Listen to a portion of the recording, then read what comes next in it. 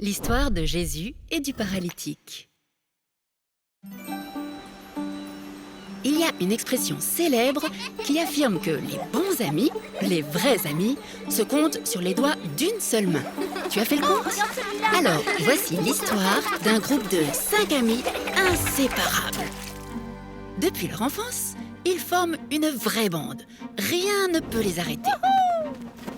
Jusqu'au jour où... Allez, lève ton bras. Impossible. Bouge tes jambes alors. Aucune commande ne répond. Plus rien ne fonctionne. Voilà notre ami paralysé. Enfin, ça c'est la version 1 de l'histoire. Certains pensent que notre ami aurait été paralysé depuis sa naissance. D'autres rapportent que ce serait plutôt une étrange maladie qui l'aurait peu à peu privé de l'usage de ses membres. Difficile de dire ce qui s'est réellement passé. Quoi qu'il en soit, puisqu'il ne peut plus bouger, ces 4 amis seront ses bras et ses jambes. Paralysé ou non, un ami, c'est pour la vie. La vie reprend son cours.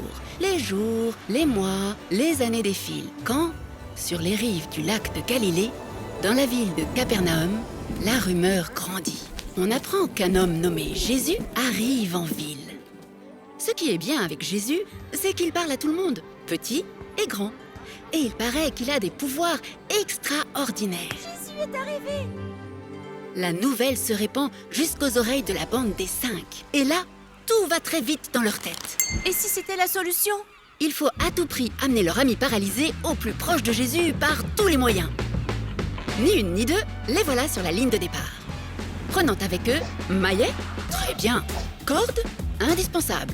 Pieu, ça peut servir. Bouée canard, non, là, rien à voir. Un ami aux 4 coins du lit et c'est parti mon kiki à travers la ville. Il faut trouver la maison où Jésus est allé. Laissez passer. Convoi sanitaire urgent. La foule est tellement compacte que les voilà bloqués. Mince, si près du but. Il faut trouver un autre itinéraire. Devant, un bouchon compact. À gauche, on dirait une boîte de sardines. À droite, encore pire. Faire demi-tour? Hors de question. C'est à ce moment-là que notre ami paralytique a une idée de génie. Les gars, parle-toi.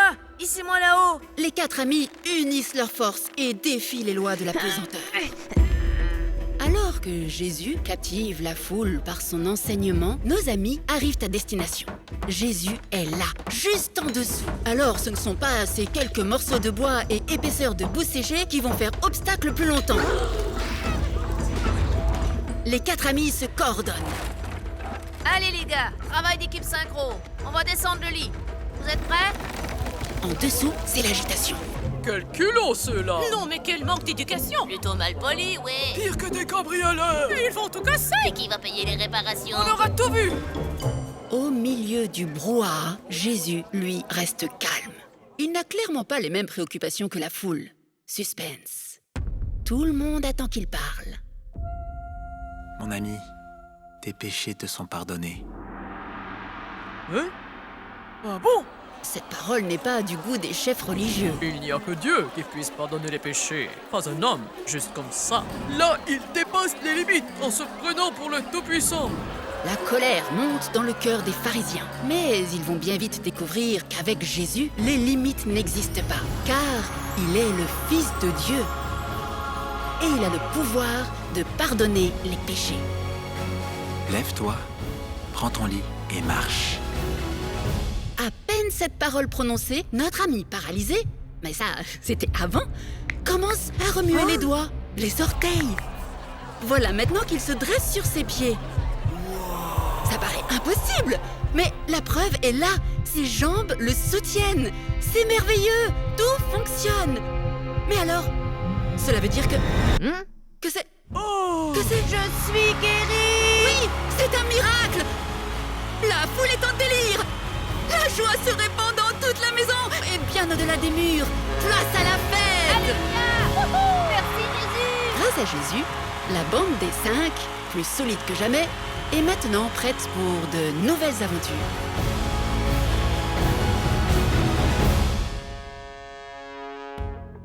D'après toi, qu'est-ce qui a rendu nos 5 amis aussi courageux? Leur âge? Leur intelligence? Leur foi? Ou leur force?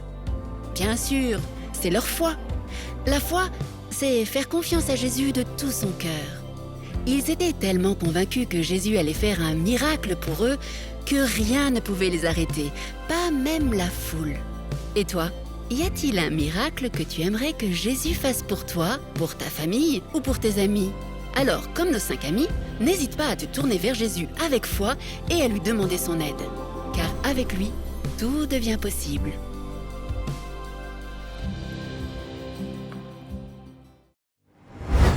Ceci est le premier épisode de Ma Bible Junior. Il y a quelques années, le Seigneur m'a parlé et il m'a demandé de créer une application biblique unique en son genre, Ma Bible. C'est une application pour toute la famille, y compris pour les jeunes, et même les enfants auront leur propre Bible numérique avec un contenu de grande qualité, adapté à leur âge. Notre vision est que les enfants puissent aimer Jésus de tout leur cœur et découvrir les valeurs du royaume de Dieu. Dieu a mis un fardeau dans nos cœurs pour les jeunes et nous croyons qu'au travers de ma Bible, les vies de nos enfants, de nos petits-enfants et de millions seront impactées partout dans la francophonie et au-delà.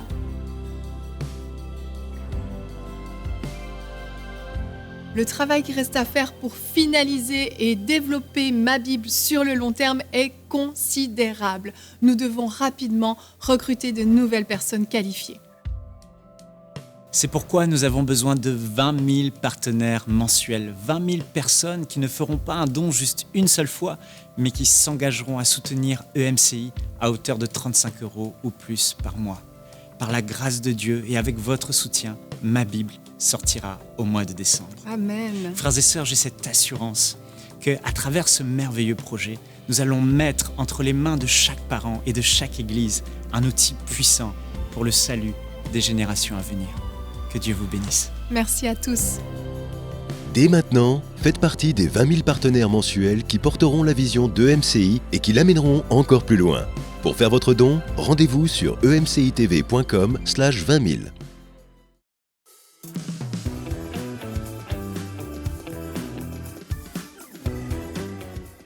Bonjour à tous et bienvenue dans Bonjour chez vous. J'espère que vous allez bien pour cette nouvelle semaine que nous allons passer tous ensemble.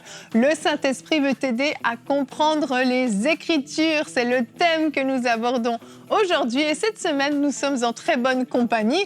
Aujourd'hui, il y a Aurélie, mais nous avons surtout roulement de tambour, Mère Kabouya. Yeah. Saluer comme ça, là. Bonjour à tous, très heureux d'être avec vous aujourd'hui. Feu d'artifice, confetti, tout. Et on remet toute la gloire au Seigneur. Alléluia. On est content de te voir. Ben oui, bienvenue, bon retour dans Bonjour chez vous. Merci, ça fait plaisir de revoir l'équipe et d'être sur le plateau de nouveau. Ah, on est content. Ça va, t'as pas trop perdu l'habitude? T'as retrouvé le chemin facilement? C'est comme le vélo. Ça ne s'oublie pas. Ravi de t'avoir avec nous pour cette semaine. Omer, on va passer du temps ensemble et aujourd'hui, je l'ai dit, on va parler du Saint-Esprit qui nous aide à comprendre les Écritures. Et Omer, tu vas faire une rubrique réponse d'expert. Tu vas nous dire ce que veut dire la Bible quand elle dit « La parole s'est faite chair » dans Jean 1, 14. Oui, effectivement. Et ça va être c'est très intéressant comme question. Ah, ça nous pousse à forcer. La phrase semble être aussi facile, mais elle est porteur d'un message assez important pour nous tous. Amen, amen. Le genre de message que le Saint-Esprit peut parfois nous télécharger. Tu sais, quand tu lis un verset et plouc. Donc, restez juste à la fin. Ah oui. Vous allez manquer la réponse. Effectivement. Et dans la rubrique témoignages, on terminera. Aurélie, on a plusieurs témoignages aujourd'hui. C'est ça. On a 3 témoignages des partenaires de EMCI et on aura l'occasion de les découvrir tous ensemble à la fin de l'émission. Super. Bah Aurélie, on reste tout de suite avec toi puisqu'on commence avec notre pensée du jour.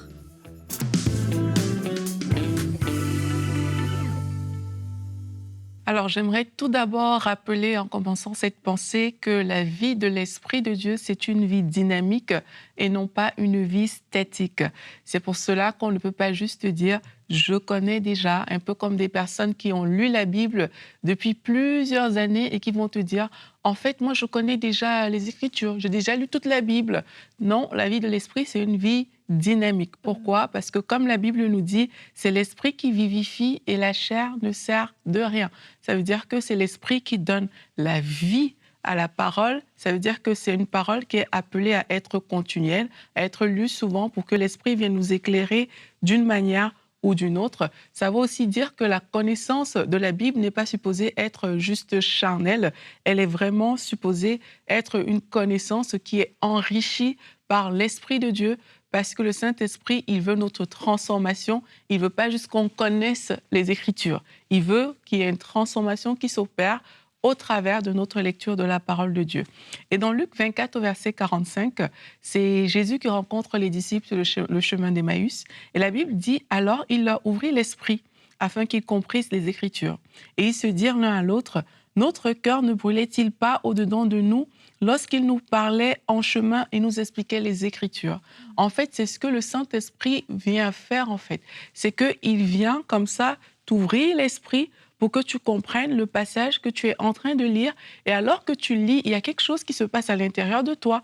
Il y a une transformation qui se passe. Dans le cas des disciples, leur cœur était en train de battre à l'intérieur d'eux et ils ont eu une révélation de Jésus dans toutes les Écritures. Et c'est pareil, quand le Saint-Esprit vient, il t'ouvre l'esprit, il te montre des choses que peut-être tu ne comprenais pas encore. Il t'amène pour un même verset biblique, il peut t'amener dans tellement de choses différentes. Et là, ce que ça va produire à l'intérieur de toi, c'est cette transformation. Maintenant, comment, de façon pratique, on peut faire pour qu'on puisse méditer par l'Esprit, pour avoir cette révélation que le Saint-Esprit peut donner? Eh bien, je vous encourage à lire votre Bible, parce que le thème de cette émission, c'est bel et bien ça. Le Saint-Esprit, il nous aide à comprendre les Écritures.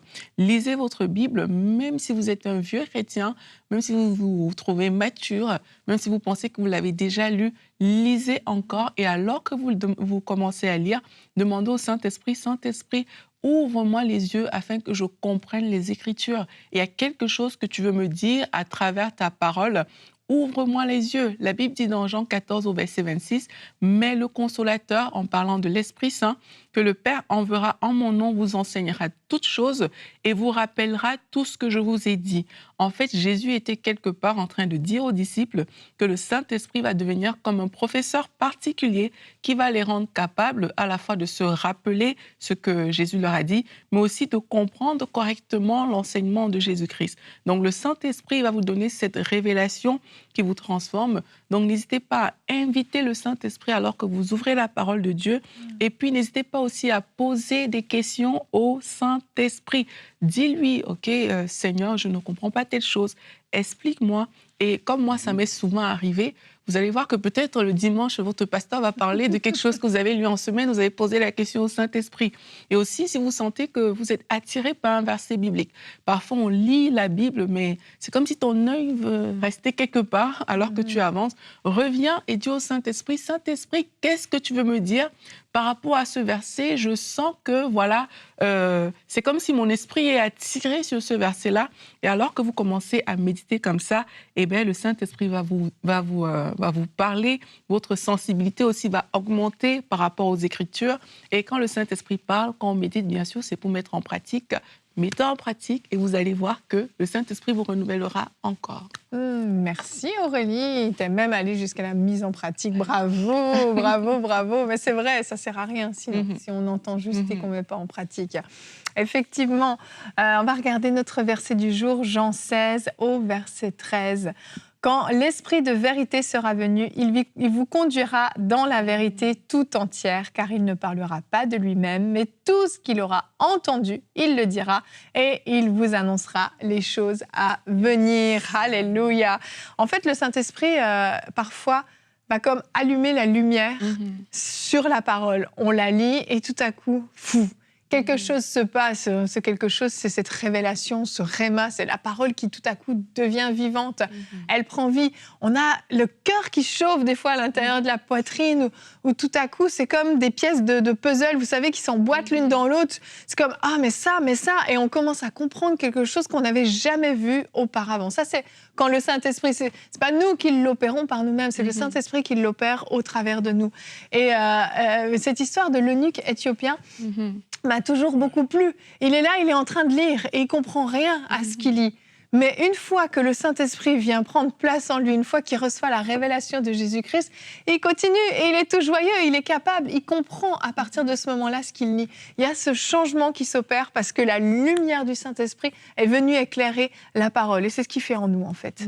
Ouais, mais j'ai beaucoup aimé ce qu'Aurélie a dit, parce que l'un des pièges, justement, dans lequel le diable entraîne les chrétiens de longue date, c'est qu'il va te dire, tu connais. Ah, mais pourquoi lire les évangiles? On connaît. On sait que c'est Judas qui va trahir Jésus. On sait que, voilà. Il y a plus de suspense. Voilà, pourquoi je vais lire l'Apocalypse, etc. Pourquoi je vais lire ce que je connais déjà? Mais en fait, ce qu'on doit comprendre, c'est une nourriture. Et donc, quand je mange, généralement, je ne pense pas que le lundi, je vais manger du poulet et puis le samedi, je sais pas moi, je vais manger de la perdrix. Généralement, on mange les mêmes choses quasiment toutes les semaines. Pourquoi? Parce que c'est bon pour notre santé.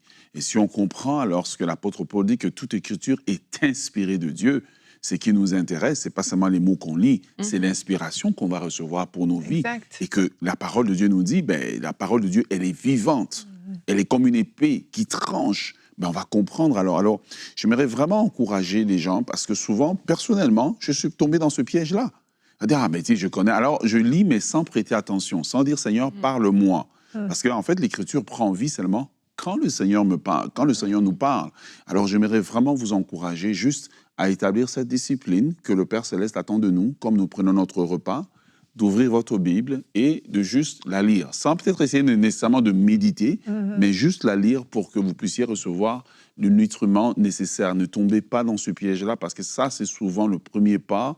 Après ça, la conséquence, c'est qu'on ne va plus prier.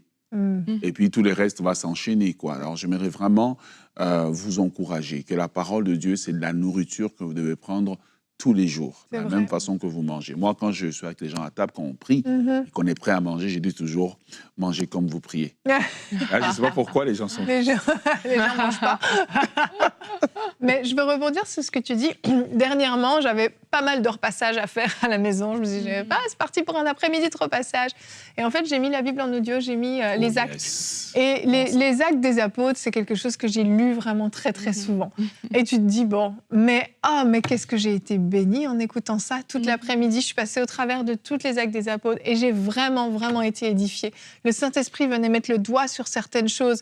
Des fois, je devais arrêter, je m'étais pause, j'allais lire dans le texte. Mais j'avais jamais vu ça comme ça. La Bible est vraiment vivante. Quand on dit qu'elle est vivante, c'est pas juste une façon de parler. Vraiment, elle est vivante. Et en fonction des saisons de notre vie aussi, il va falloir qu'on s'arrête sur certaines choses qui auparavant nous avaient pas touché de la même manière. Et je te rejoins. Oui, on mange du poulet des fois plusieurs fois dans la semaine, mais c'est pas grave, on aime toujours manger du poulet, pour ceux qui aiment le poulet. Oui, c'est ça. Et aussi pour les personnes peut-être qui se disent, oui, je lis, mais j'ai du mal. C'est important vraiment de réaliser que le Saint-Esprit, il veut le faire. Et demander à Dieu, est-ce que c'est peut-être ma version de la Bible que je dois changer? Et restons toujours dans une attitude relationnelle. Moi, de plus en plus, je réalise à quel point Dieu est relationnel et que dans toute notre vie, on doit pouvoir avoir cette relation avec lui, y compris lorsqu'on commence à lire la parole de Dieu. Peut-être regarder au niveau de la version et alors que vous faites, comme Pasteur Omer et Yveline ont dit, que vous faites ce travail où vraiment quotidiennement vous nourrissez de la parole de Dieu, eh bien, il y a quelque chose qui va se passer. Même ton esprit va s'illuminer. Ta façon de voir la vie va changer. Ça aussi, c'est l'œuvre de l'esprit. Oui. Parce que parfois, on pense qu'on aura juste les révélations, les gros rémas qui vont tomber du ciel. Non, Mais l'œuvre de l'esprit, quand on parle de la parole, c'est aussi cette transformation interne. Peut-être qu'il y a des choses sur lesquelles tu doutais auparavant, et puis tout à coup, tu ne doutes plus. Maintenant, tu fais vraiment confiance à Dieu. Tu es bâti, en fait. C'est ça. Et ça aussi, c'est l'œuvre de l'esprit quand on lit la parole. Donc, il ne faut pas toujours attendre la révélation du siècle, mais il y a une transformation que le Saint-Esprit va opérer. Et oui, le Saint-Esprit va aussi donner des révélations. Ce n'est pas qu'il n'y en aura jamais, mais cette transformation-là, moi, je crois que c'est l'une des œuvres fondamentales du Saint-Esprit quand il vient, en fait. C'est vraiment créer la transformation qui va te permettre de glorifier le Seigneur, qui va renforcer ta foi, qui va te permettre d'être cet instrument entre les mains de Dieu pour sa gloire. Et ça, c'est pas à négliger. C'est aussi l'une des raisons pour lesquelles on lit la parole. Amen. Et avant de te donner la parole, Omer, j'aimerais revenir sur quelque chose que tu as dit aussi. Des fois, c'est ton pasteur le dimanche, tout à coup, qui va répondre à ta question de la semaine. Et j'aimerais vraiment encourager certains à ne pas mépriser le fait que le Saint-Esprit puisse passer par d'autres personnes aussi pour répondre à nos interrogations ou pour nous éclairer. Certes, on a le Saint-Esprit en nous, on lit la Bible, on l'a dit, il nous parle. Mais il y a certaines fois où je vais écouter un enseignement, une prédication, que ce soit à l'église, que ce soit dans nos émissions, par exemple, ou simplement une prédication en ligne. Et là, mes yeux s'ouvrent. Le Saint-Esprit passe au travers de l'homme de Dieu, la femme de Dieu, pour m'éclairer sur quelque chose. Il ne faut pas mépriser ça. J'ai déjà entendu... Moi, j'ai eu ça plein de fois. Tu as eu ça plein de fois? Moi, le début de ma vie chrétienne, je posais tellement des questions à Dieu. Je lisais, je ne comprenais pas. Seigneur, explique-moi. Il avait dit... J'avais reçu ça, il faut faire ta part, alors que je lisais l'histoire de... Je sais, Marthe et Marie, elle a choisi la bonne part. Voilà, c'est ça. Et puis, dès que je dis ça, le dimanche, j'arrive à l'église, c'était un nouveau prédicateur qui était venu. Et puis, il dit, aujourd'hui, le titre de ma prédication, c'est « Faire ta part ». P, ça signifie... J'ai vécu ça tellement au début de ma vie chrétienne. Et quelquefois encore, je pose des questions à Dieu. Et peut-être, au détour d'une émission, mais voilà le thème que j'ai demandé à Dieu ce matin. Tu te retrouves en train d'écouter l'émission, ça répond à ta question, le pasteur, etc. Donc, c'est vraiment important. Faut pas mépriser ça. Et c'est ça, j'ai connu quelqu'un un jour qui me disait moi, je ne vais plus à l'église, on n'est plus dans ce temps-là. Le Saint-Esprit vient en moi, il m'éclaire, il me donne toutes les révélations. J'aimerais dire non, on a besoin les uns des autres, on est membres d'un même corps. Et en fait, nous-mêmes, on peut édifier les autres et les autres peuvent aussi nous édifier. Ça va dans les deux sens. Omer, le pasteur sourit. Omer, on va passer maintenant à la rubrique Réponse d'experts.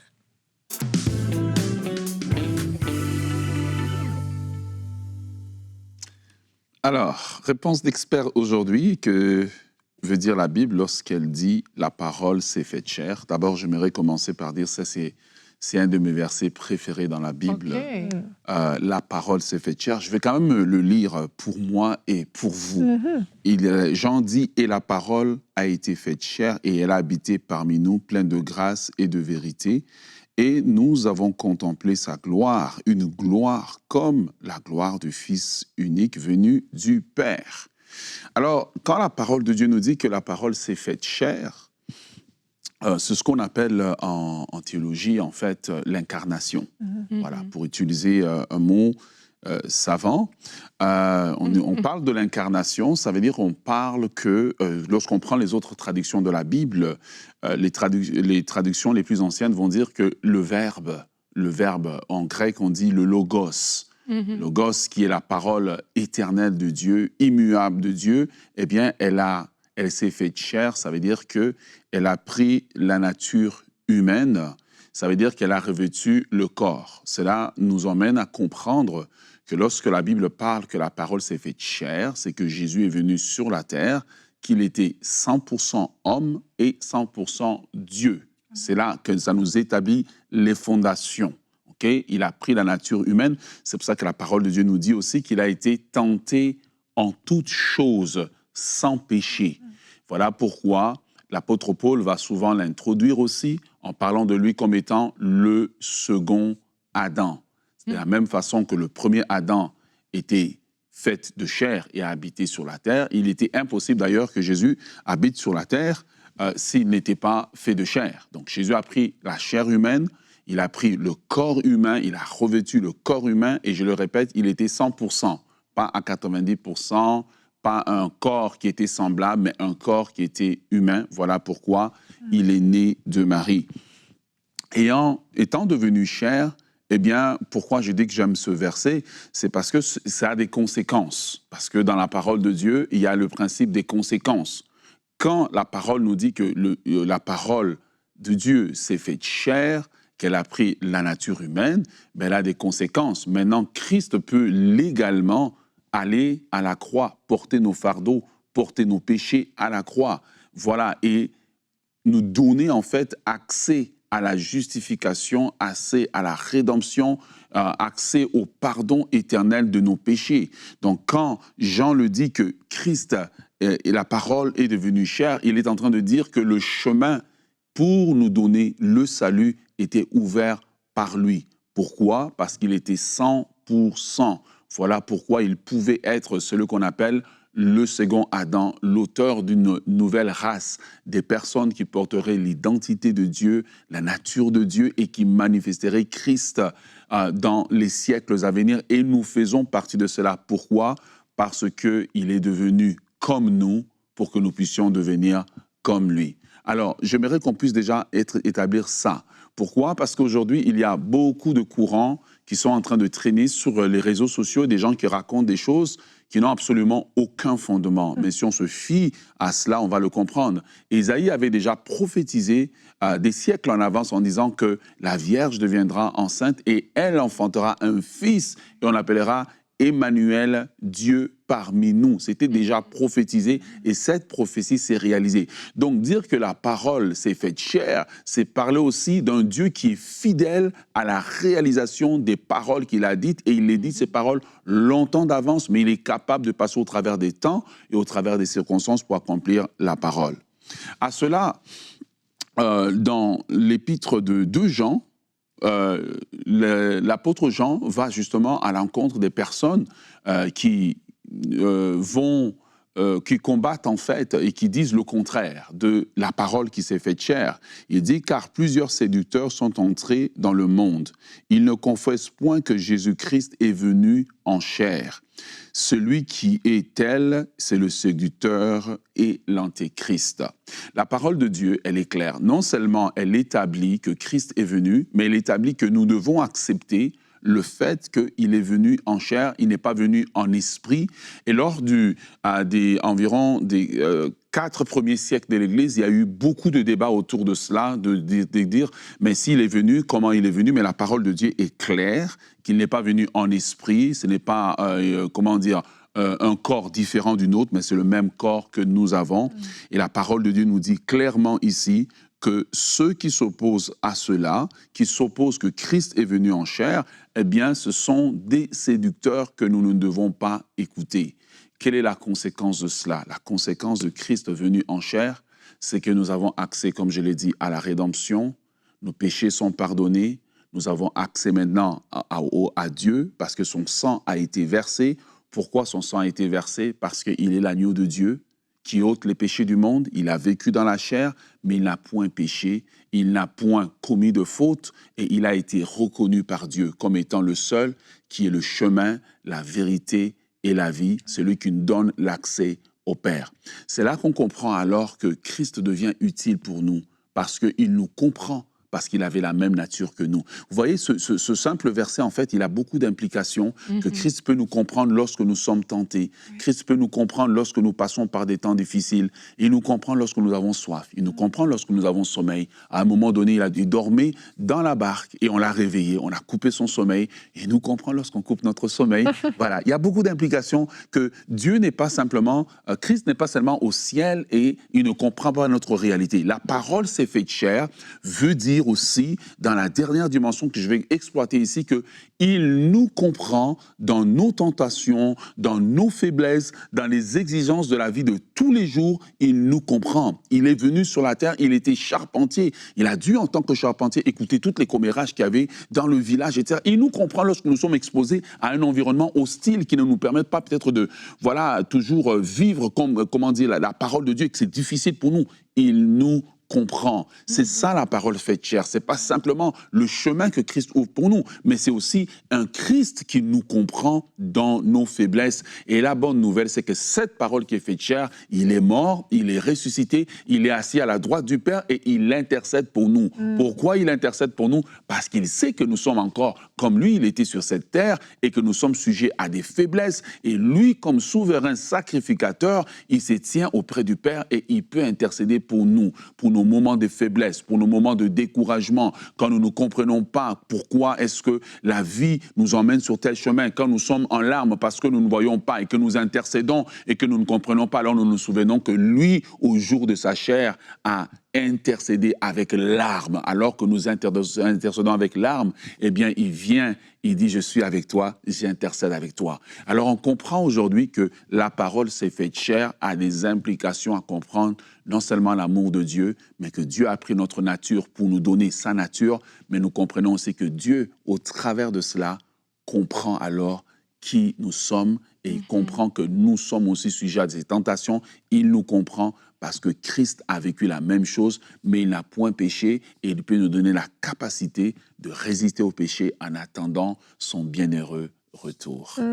Amen, amen. C'est grandiose. Merci, merci beaucoup Omer. C'est super édifiant. Vraiment, vraiment, ça donne envie d'aller creuser ça et de méditer là-dessus. On va continuer cette émission avec la rubrique témoignages.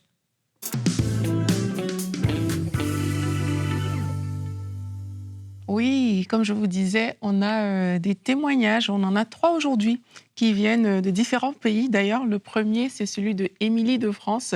Ce sont des partenaires qui nous ont envoyé ces témoignages. On est toujours bénis, contents et fiers de lire des témoignages et de nos partenaires. En plus, ça fait vraiment plaisir.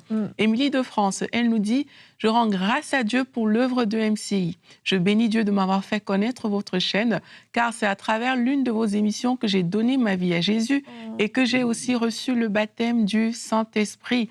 Je ne cesse de grandir spirituellement grâce à toutes vos émissions.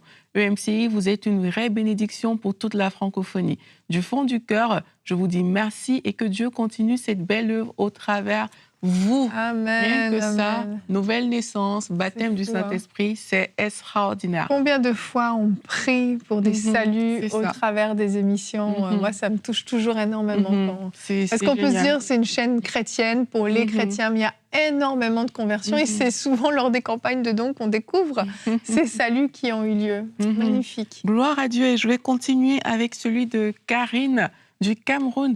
Elle dit « Je rends de multiples actions de grâce à notre Seigneur qui vous utilise chaque jour pour nous bénir au travers de différents programmes tels que Prières inspirées, Teach, entre parenthèses, waouh, une merveille. Yes. Bonjour chez vous avec les conseils pratiques des coachs, mais plus que tout, ce merveilleux programme de Pentecôte 2024, durant lequel le Seigneur m'a guéri d'une arthrose et puissamment béni. Wow. Oui, il y a aussi des guérisons pendant nos émissions et on bénit le Seigneur pour ça, pour des personnes comme Marcel qui sont édifiées en fait chaque jour. C'est Karine Marcel. Je l'ai appelée Karine la première fois et Marcel la deuxième fois. Karine Marcel. C'est ça. Donc vraiment, Dieu fait de belles choses. Et ensuite, pour finir, on a Nelly de Suisse. Elle dit « J'ai découvert EMCI à travers les émissions Prières inspirées. Catholique à la base, j'ai réellement donné ma vie au Seigneur Jésus à travers vos émissions que je partage régulièrement autour de moi, afin que d'autres soient touchés comme j'ai été. Je remercie le Seigneur qui touche son peuple à travers vos émissions. Je prie que le Seigneur veille sur chacun de vous et vous fortifie afin de continuer à faire son œuvre et qu'une multitude revienne à lui. C'est donc avec une grande joie que je participe à cette campagne de dons mensuels. Soyez abondamment bénis. Merci Seigneur pour ces saluts. Vraiment, c'est glorieux. Et là, tu vois, il dit que je suis réellement venue au Seigneur. Donc, il y a des personnes, on parlait aujourd'hui du Saint-Esprit qui ouvre les yeux par rapport à l'Écriture. C'est que même à travers des émissions, le Saint-Esprit se sert de ce canal pour ouvrir les yeux, pour que les personnes même qui se pensaient peut-être proches de lui réalisent en fait que, non, j'ai besoin de plus de Dieu. Et elle nous dit qu'elle nous soutient dans cette campagne de dons, comme on a vu. Et on veut bénir toutes les personnes qui ont déjà porter leur voix pour nous soutenir dans la campagne de dons. Et si vous ne l'avez pas encore fait, bien sûr, on veut vous encourager parce qu'il y a des fruits. EMCI, c'est une œuvre du Seigneur qui porte beaucoup de fruits dans des vies, comme on voit à travers ces témoignages. Et on vous encourage à participer tout simplement à cette œuvre. Et aussi, vous ferez partie des personnes qui ont part à la récompense que le Seigneur a prévue pour cette œuvre. Donc, si vous voulez nous soutenir au travers, pour qu'on aille plus loin, dans nos différents programmes, avec également le projet Ma Bible qu'on affectionne tant, qui arrive, si vous voulez faire partie de cela, eh bien, c'est très simple, emcitv.com/20 000. Vous allez là sur ce lien et vous pourrez suivre toutes les indications et également devenir un partenaire mensuel. Le royaume de Dieu compte sur vous, on compte sur vous, on vous bénit vraiment et que Dieu vous bénisse. Amen. Merci Aurélie. Ben oui, cette campagne de dons a déjà bien avancé, mais on arrive bientôt à son terme. Donc, pour ceux qui attendaient, c'est le moment, c'est le moment de participer parce que la campagne est déjà bientôt terminée et le Seigneur fait de grandes choses. Merci à tous les deux pour cette magnifique émission. On va se retrouver demain, je l'ai dit, Omer est avec nous toute la semaine. Alors demain, saisis les promesses de Dieu pour ta vie. C'est un peu une suite. On va voir que la Bible regorge de promesses. Et nous aurons 2 rubriques, une question et une réponse. Omer répondra à la question « Comment savoir si une promesse de la Bible s'applique à moi ?» Et Aurélie répondra à la question « Mes péchés passés peuvent-ils me disqualifier des promesses de la Bible ?» Alors on se retrouve demain avec vous deux. On prend les mêmes et on recommence. On prend les mêmes et on recommence. À demain, bonjour chez vous.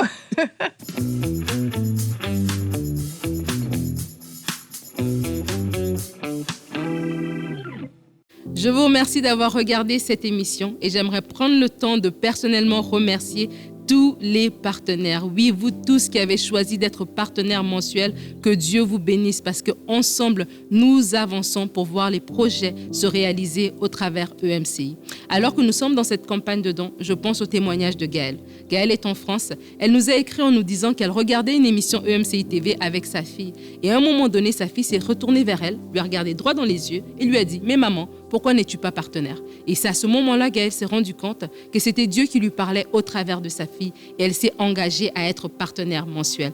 Elle nous dit qu'elle se réjouit de la sortie de l'application Ma Bible. Et moi aussi, j'ai hâte à la sortie de l'application Ma Bible. Ça va être un outil fantastique à la disposition de vous et moi pour notre édification dans notre marche dans le Seigneur. Et j'aimerais vous encourager à être aussi comme Gaëlle. La parole nous dit que Dieu parle tantôt d'une manière, tantôt d'une autre, mais on n'y prend pas garde. Gaëlle, à ce moment-là, a été sensible à la voix de Dieu. Elle a su reconnaître que le Seigneur lui parlait au travers sa fille. Et je prie que vous aussi, vous soyez à l'écoute, attentifs et entendre ce que Dieu dit. Alors que nous faisons cet appel aux dons, rejoignez la famille des partenaires. Ensemble, tenons-nous main dans la main afin que les projets que Dieu a inspirés à ce ministère puissent voir le jour pour l'édification de plusieurs. Que Dieu vous bénisse. Dès maintenant, faites partie des 20 000 partenaires mensuels qui porteront la vision d'EMCI et qui l'amèneront encore plus loin. Pour faire votre don, rendez-vous sur emcitv.com/20 000.